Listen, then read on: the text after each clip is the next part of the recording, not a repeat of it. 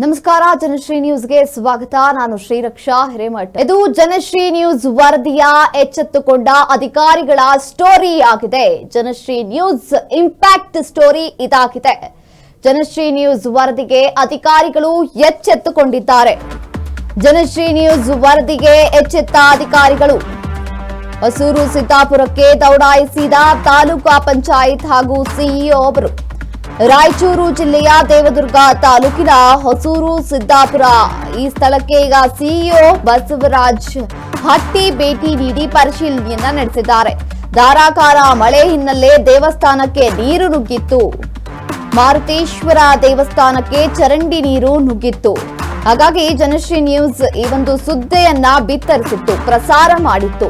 ವರದಿ ಪ್ರಸಾರ ಆಗುತ್ತಿದ್ದಂತೆ ಈಗ ಅಧಿಕಾರಿಗಳು ಗ್ರಾಮಕ್ಕೆ ಭೇಟಿ ನೀಡಿದ್ದಾರೆ, ಎಚ್ಚೆತ್ತುಕೊಂಡಿದ್ದಾರೆ.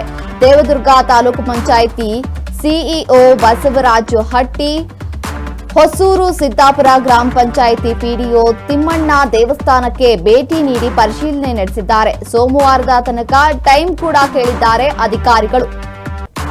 ಟೈಮ್ ಕೇಳಿ ಶೀಘ್ರವೇ ಸಮಸ್ಯೆಯನ್ನ ಬಗೆಹರಿಸುವ ಬಗ್ಗೆ ಈಗ ಭರವಸೆಯನ್ನ ನೀಡಿದ್ದಾರೆ. ಗ್ರಾಮಸ್ಥರಿಂದ ಜನಶ್ರೀ ನ್ಯೂಸ್ ಚಾನೆಲ್ಗೆ ಈಗ ಕೃತಜ್ಞತೆಯನ್ನ ಗ್ರಾಮಸ್ಥರು ಸಲ್ಲಿಸಿದ್ದಾರೆ.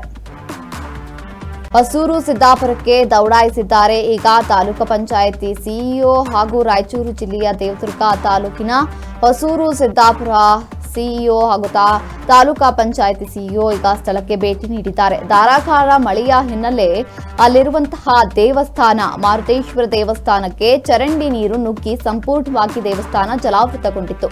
ಇದರಿಂದ ಅಲ್ಲಿ ಪೂಜೆ ಮಾಡಲು ಅಸ್ತವ್ಯಸ್ತಗೊಂಡಿತ್ತು. ಭಕ್ತರೆಲ್ಲ ಈಗ ಆ ಬಗ್ಗೆ ವರದಿಯನ್ನ ಆ ಬಗ್ಗೆ ಆಕ್ರೋಶವನ್ನ ಹೊರಹಾಕಿದ್ರು. ಯಾರು ಗ್ರಾಮ ಪಂಚಾಯಿತಿಯವರು ಬಂದು ಏನೂ ಕ್ರಮವನ್ನ ಕೈಗೊಳ್ತಾ ಇಲ್ಲ ಅಂತ ದೂರನ್ನ ನೀಡ್ತಾ ಇದ್ರು. ಆದ್ರೆ ಈ ಬಗ್ಗೆ ಈಗ ಜನಶ್ರೀ ನ್ಯೂಸ್ ವರದಿ ಮಾಡ್ತಿದ್ದಂತಹ ಬೆನ್ನಲ್ಲೇ ಅಲ್ಲಿರುವಂತಹ ಅಧಿಕಾರಿಗಳು ಆ ಒಂದು ದೇವಸ್ಥಾನಕ್ಕೆ ಭೇಟಿ ನೀಡಿ ಸೋಮವಾರದ ತನಕ ಟೈಮ್ ಕೇಳಿ ಸೋಮವಾರದಷ್ಟರಲ್ಲಿ ಗ್ರಾಮಸ್ಥರಿಂದ ಈಗ ಜನಶ್ರೀ ನ್ಯೂಸ್ ಚಾನೆಲ್ಗೆ ಕೃತಜ್ಞತೆ ಸಲ್ಲಿಸಿರುವಂತದ್ದು.